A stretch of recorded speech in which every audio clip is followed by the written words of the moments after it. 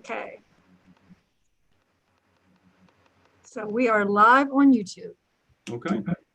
All right. Welcome everyone to the pre-council meeting for February 18th of 2021. And before I actually get started with the meeting, Mayor, I wonder if you could give us an update on snow removal and how things are looking in the city after this snowfall. Sure. So correct me if I'm wrong, Robin, but I think we got about 6 inches. There's a lull right now, but they're saying that there's a possibility of another coating, maybe an inch or two that could still happen yet until tomorrow. We are finishing up or have really finished up on the side streets for the day. And we're hitting the snow emergency routes one more time because there's some slush in the parking lanes and it's going to get bitter cold for the next 3 days. So we want to make sure that we try and clean that up a little bit. So we're trying to go a little bit slower so we don't put it back onto the sidewalks because some people have already shoveled. And then we will salt.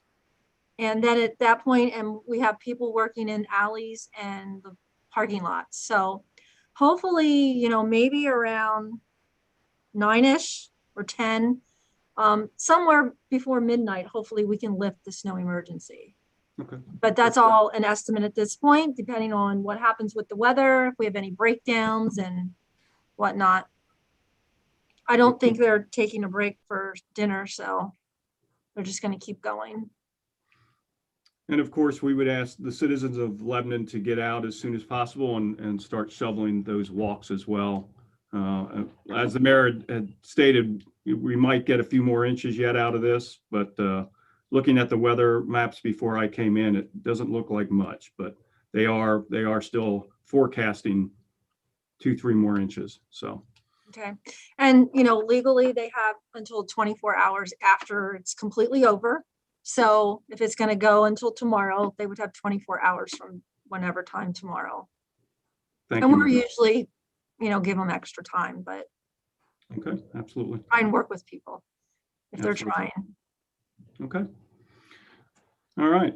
Moving into the pre-council meeting, looks like we have a fairly short agenda for Monday night. The assignment of the prayer is going to go to Mr. Wirtz. You'll have the prayer. Next, we have the approval of the minutes for the January 25th meeting. Of course, the budget report for January. We only have one communication. That's from Mayor Sherry Capello informing the council of the appointment of Christopher Gebhardt and Horace Airgood to the Lebanon Community Library Board of Directors for a 2-year term. And this is effective retroactively to January 1st of 2021. And Mayor, I think in our pre-council meeting earlier in the week, we talked about if the two of them they've been on the board. I don't know if we were able to find that out or. I was not able to find that Okay. out. Right. Cheryl believes, and I believe it may be from communication, but I was not able to confirm it with Michelle, but she believes that there are new appointments. Okay. Chris is definitely already on the board. He is already on the board. Correct. Okay. Yes. Thank you, Dan. You're welcome. Any questions from anyone on that communication? And I guess I'll open that up to Laura or Chris Coyle. Any questions from the media? No. No? Okay, moving on. We only have one resolution, and that's authorizing the disposition of various documents in the finance office. And Mayor, if you could maybe elaborate on that just a little bit. Basically, we're following the state's act on retention of records and how long you need to keep certain records, and anything that we're allowed to dispose of, we're trying to go through, especially in light of the move downtown, we're trying to go through and really get rid of a lot of the records that we're legally allowed to dispose of. So this is just a list of items that are that are permitted to be disposed of for the most part. I'm trying to This is find. ongoing, correct? Yeah, this is ongoing. Like as we clean out different areas, we'll be bringing lists before you for, so that we can dispose of them. I apologize, I can't find my list of what types of documents. I think they were, like old accounts payable and things like that. Okay. Any questions from council? I just have a real quick question. Are we, and this might be naive, but moving forward, is anything that can be electronic, or are we still holding paper records for all this stuff currently? So we do have a lot of electronic records. A lot of our, like all of the accounts payable is electronic, but we do have, because of the check, we have supporting documentation that we attach to it, because it makes it easier for auditing. But we've talked about wherever we can in the future, especially kind of like with a new start with the new move, about doing more things electronically. We have over the last couple of years pushed ourselves to increase that, but we'd like to do more. Like with the subdivision and land development process, there are some municipalities that require the plan to be submitted electronically instead of a big roll, like a blueprint. So we're actually looking into that, and that would require probably an ordinance change. But that is something that we'll continually look at. And like I said, we have made that move in some areas. Okay. Thank you. Mr. Chair, Chris Coyle does have a question. Okay. Chris, go ahead.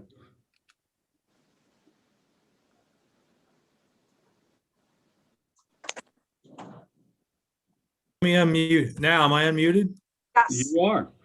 Okay, real quick question here. So the documents that we propose to dispose of shortly, are those all paper documents? That was sort of what Councilman Miller discussed, or are they microfilm, microfiche? Are they all paper documents that are going to go?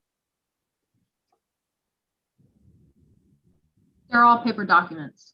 That's all I wanted to know. And also, is there any requirement under the guidelines or the law for destroying old documents that we keep an index of what's been destroyed? So if somebody, I don't know, 5 years from now says, where's such and such a record, we'd be able to say, well, it was destroyed according to law back in February 21. Yes, that is why we do the resolution. Yeah. Okay. Oh, so you're saying in the actual resolution, the specific, at least categories of documents to be destroyed Yes. There Yeah. you go. That's No, all. Yeah, go ahead, yeah. Mayor. I apologize that I don't have it in front of me. No, that's okay. And that's really all I wanted to know. Thanks. You're welcome.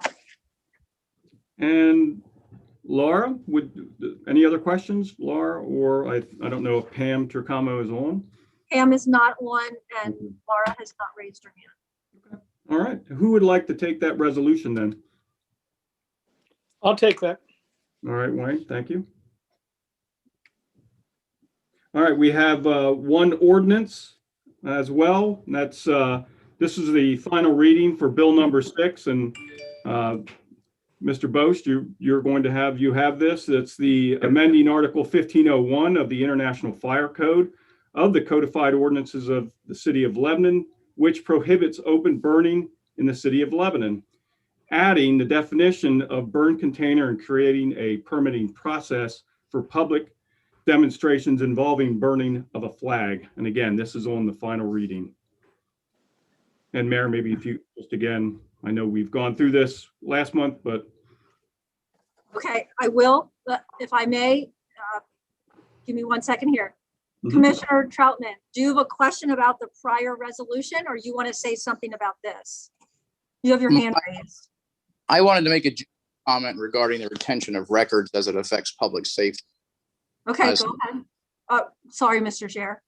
And I'm sorry about that, Commissioner. I didn't see your hand up. That's all right. Regarding paper records versus electronic records, and we hear this from time to time, if you come to public safety, you'll see a set of 6 rolling file systems with thousands of files in them and just an immense volume of paper. We've expanded that system over the years, and I know storing everything electronically sounds really good, but when you consider the context of the historical context of where we are with property records, the first electronic property maintenance system that the city used was called Hanson. And from Hanson, they went to Naviline in 2008. And from Naviline, it went to the current Freedom a few years ago. And the fire service software was the same thing. It started out years ago with the MS-DOS-based Prober Chief, and then on to Firehouse software for 13 or 14 years. And now we're in emergency reporting. And as anyone knows, the new software has little regard for compatibility with the old software. And where are those records? If it wasn't for paper, anything the city had on a property or a fire damage to a property, anything, unless it's on paper, it's gone. There is no compatibility with what was Hanson. I don't even know if the company exists anymore. So then we get into Naviline. And Sharon Greenbaum, to her great credit in public safety, she was around when Naviline was purchased and utilized by the city in 2008. Every single notice of violation produced in Naviline from 2008 until the implementation of Freedom, a copy of that NOV was kept by Sharon Greenbaum. They have since been migrated into the property file system. Myerstown Borough, I know this since John Brown was borough manager there. Years ago, they had everything in Myerstown Borough transferred to microfiche. A number of years later, the microfiche outlived its usefulness, and all the media on the microfiche deteriorated to a point where it was no longer legible, and it's gone. So when it comes to paper and public safety, and there's a whole room in the new city hall dedicated to this purpose, that paper is invaluable. Any fire report of a damaging structure fire, unless it's on paper, it's gone. But Commissioner, what about just scanning a document, and with backup retention, that's what we do here at work, and everything is backed up daily onto redundant systems. And I guess my question there is, number one, there's a huge amount of history involved with the property files. History that's important when we get requests for the plows are passing my house right now. I didn't plow my sidewalk shut. Oh, all right. We'll talk about that later. They may get a little bit on it. I just watched them out here and it was very minimal. They're going slow. So we've actually talked about looking at, moving forward, like some of those things being scanned and electronically, but we need to have a big discussion about that, Mr. Chair. So we've had some discussions, but we need to have more. There is a huge amount of volume, and like the commissioner said, it's so valuable to have that information when you're looking to do those fire inspections or to trying to determine if a use is non-conforming for zoning purposes or whatnot. So to scan all of that would just be, how would you do all of that? That would really be an undertaking. But moving forward, from here forward, we could, possibly do that. But we need to determine there's an expense to that. And, you got to store it electronically. So those are all discussions we'd have in more detail. We'd have to have in more detail. Those property files contain documentation from the 60s and in some cases into the 50s. It's invaluable, especially when you're pulling, like the mayor said, mostly from a zoning or a property use perspective, fire reports or newspaper articles, anything on the properties in those files. And someday Freedom is going to go away. And what happens to all the information that's in Freedom right now electronically? There is not a current practice of storing the more significant cases in the property file. Freedom is one mayor, one decision, one stockholder from taking Freedom down. Freedom is one decision away from not being used by the city. If we don't have access to those records electronically, then where are they? Yeah. All of the fire department records from the 13, 14 years of Firehouse software, we have a backup. It's on the city's L drive, but we need to pay Xerox an annual subscription to have access to those things. And I can't in good faith come to the mayor or to city council and ask for, I don't know, I don't know, it's 1,000, 1,500. I can't in good faith come and ask you for that kind of money because I just don't see the use of it. We do get requests once in a while that would stretch back into that time. Is it worth it? How much money do you want to spend to go back like this to fish out electronic records? I'm off my soapbox. Yeah. Those are conversations we have to have. Yes. I think we do moving forward. We can't retain paper, continue to build up this supply of, retention of paper. There's only so many trees and so much space to store. And resources. Any other question on the disposition of documents? Okay. Mayor, if you could back to bill number 6. Sure. Okay. So again, in light of what was current events, we haven't seen anything for a while, but it was brought to our attention that we needed to update our ordinance to allow for public demonstrations involving outdoor burning as part of a protected form of First Amendment speech. So because of that, we're proposing to amend our ordinance, and we would basically add the definition of burn container to the International Fire Code, which we've adopted by reference with some minor changes. It would add a new requirement for public demonstrations, basically involving open burning. And the demonstrator would have to make application to the city clerk for a permit, but no fee would be charged for a public demonstration. And basically, if the demonstration involved the burning of a flag or other similar item, then they have to notify us at least 2 business days prior to the event taking place. They have to have a fire extinguisher at the event. They cannot burn something that's a flag or other item that exceeds 4 feet by 6 feet. They cannot burn any item except if it's directly in the burn container. And they have to immediately remove any of the remnants of the burn as soon as the demonstration is over. If they cause any damage to property, they're responsible for that damage. They have to be the container has to be at least 15 feet from any building or combustible material. And they have to make sure that any fire that was started as a part of the demonstration is fully extinguished. That is it. Okay. Are there any questions from council? So the only thing that I asked Cheryl about was the fact that was there a size of the flag, and it turned out that that was in there. Mhm. I didn't want somebody bringing in the size, like a flag the size of like an NFL stadium or whatever, and trying to burn it. So in the ordinance, it's 4 by 6. Yes, All right.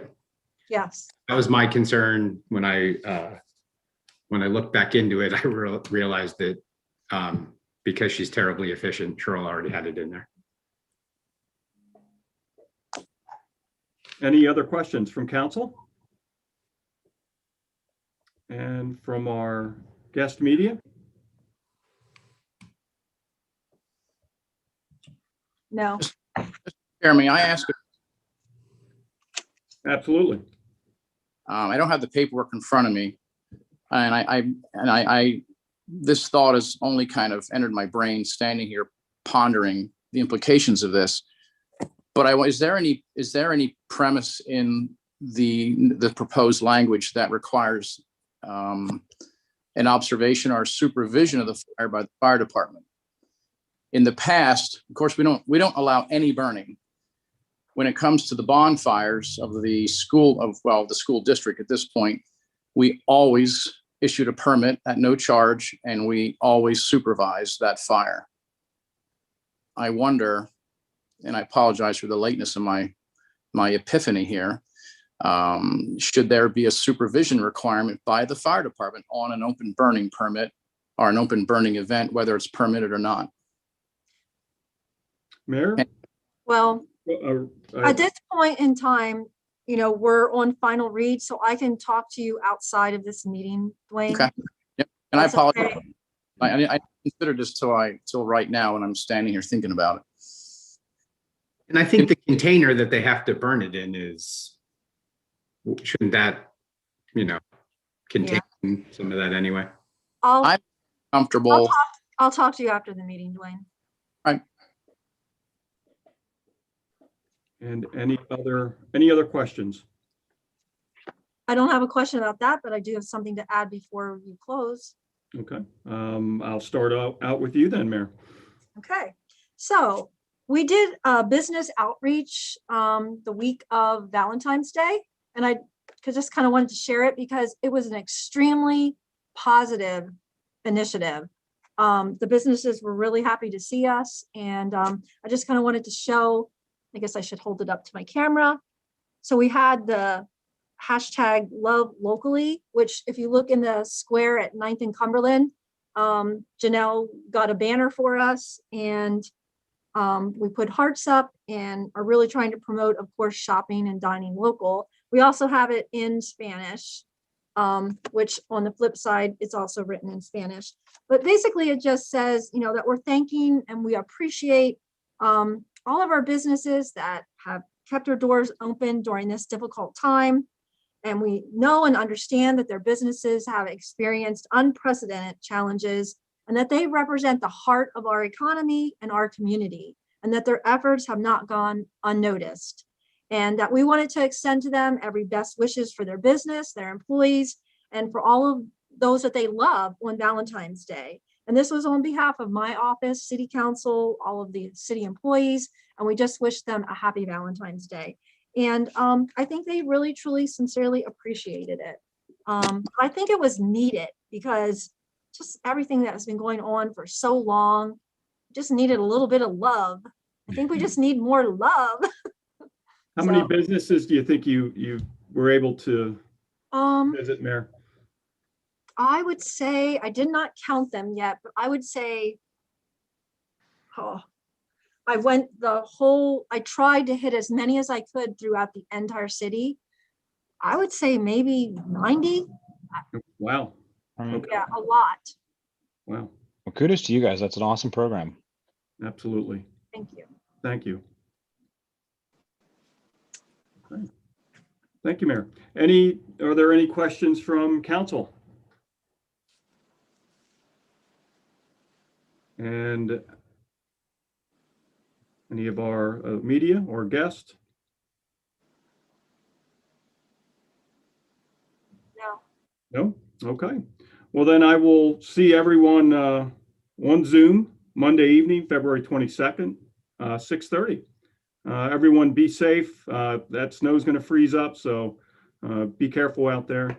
And we'll see you Monday evening. Yeah, we just ask for people to have patience. We're just trying to, make the streets as presentable as we can. Mhm. Thank you, Mayor. Thank you. All right. Good night, everyone.